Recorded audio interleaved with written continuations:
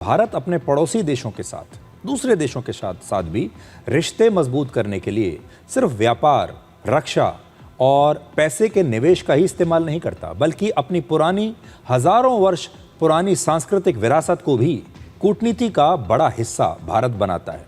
जैसे भारत ने कंबोडिया में अंगकोर वाट मंदिर का पुनर्निर्माण करवाया, वहाँ के ताप्रोहम मंदिर का भी संरक्षण किया, और ये वही मंदिर है जहां हॉलीवुड की मशहूर एक्ट्रेस एंजेलिना जोली की फिल्म टूम्ब रेडर की शूटिंग हुई थी। ये वही मंदिर है।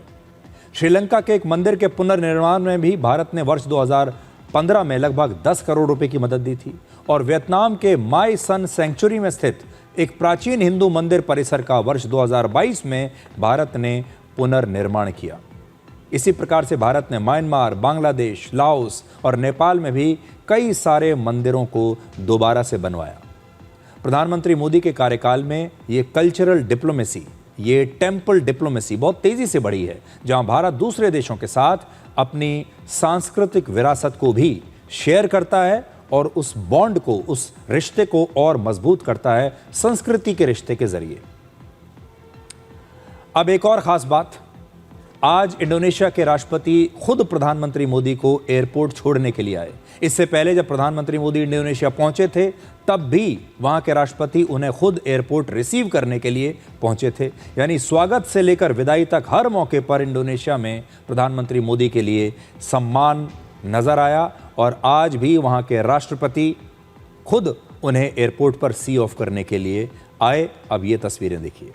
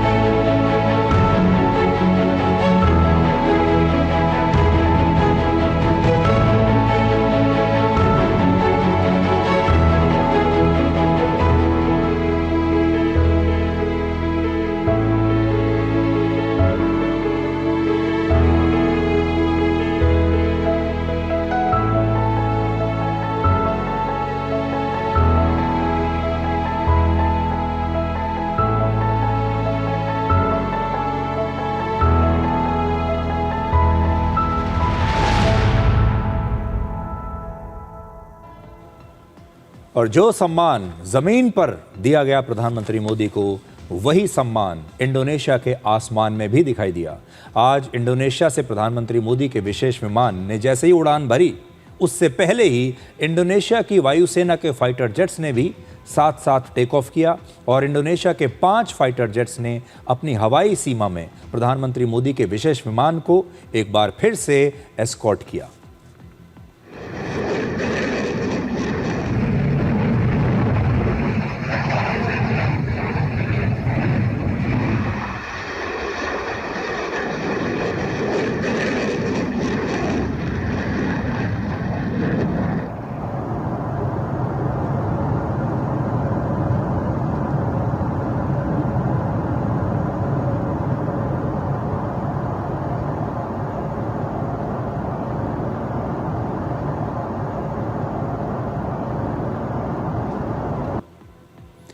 और जैसा मैंने आपको थोड़ी देर पहले बताया, प्रधानमंत्री मोदी अपने 3 देशों के दौरे पर इंडोनेशिया के बाद ऑस्ट्रेलिया पहुंच गए हैं, और फिर इसके बाद वो न्यूजीलैंड जाएंगे।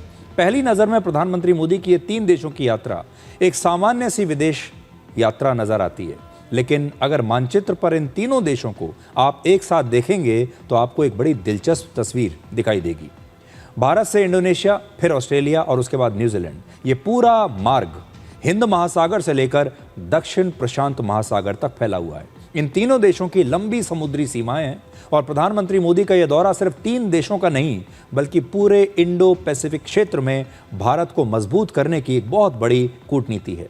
एक तरह से भारत अब हिंद महासागर तक ही अपने आप को सीमित नहीं रखना चाहता, बल्कि प्रशांत महासागर में भी अपनी दोस्ती, व्यापार और सुरक्षा की साझेदारी को लगातार मजबूत कर रहा है। इसीलिए 40 साल बाद पहली बार कोई भारतीय प्रधानमंत्री न्यूजीलैंड की यात्रा पर भी जा रहे हैं। यह भी अपने आप में एक बहुत बड़ी बात है। हमारे देश में आज़ादी से लेकर वर्ष 2014 तक यानी 67 वर्षों तक अलग अलग सरकारों ने धर्मनिरपेक्षता के नाम पर भारत की हिंदू संस्कृति को हमेशा दबा कर रखा।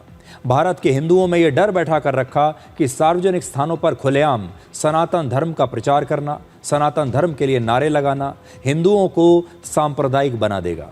इसलिए इस दौरान जो भी प्रधानमंत्री रहे, बड़े बड़े कैबिनेट मंत्री रहे, बड़ी बड़ी पार्टियों के अध्यक्ष रहे, बड़े बड़े सरकारी अफसर रहे, वो हमेशा अपनी हिंदू पहचान को लेकर बैकफुट पर रहे। सार्वजनिक तौर पर ये लोग कभी अपनी हिंदू पहचान को दिखाते नहीं थे। उन्हें हमेशा ये डर था कि अगर उन्होंने अपनी इस हिंदू पहचान को सबके सामने प्रदर्शित किया तो उन्हें सांप्रदायिक घोषित कर दिया जाएगा।